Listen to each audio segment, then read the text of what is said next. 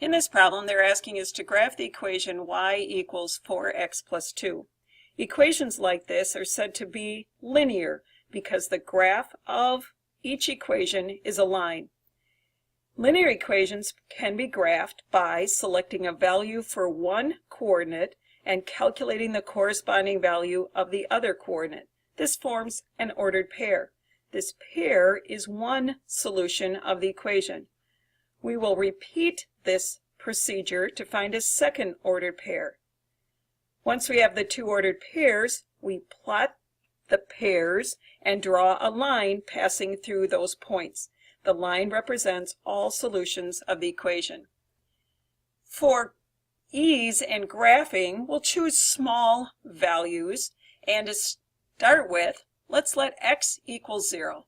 Replacing x with a 0 leads us to a 4 times 0 or 0 plus 2 leaves us with a corresponding y value of 2 when x is equal to 0. For another ordered pair, let x equal 1. 4 times 1 is 4 plus 2 is 6. So we end up with the ordered pair 1, 6. We're now ready to graph, and I've clicked on the Enlarge Graph button here. The yellow band gives us the instructions. It tells us to choose a tool in the palette and then follow the instructions. We want to graph a line tool, and if you notice, the middle selection in the first row is the line tool.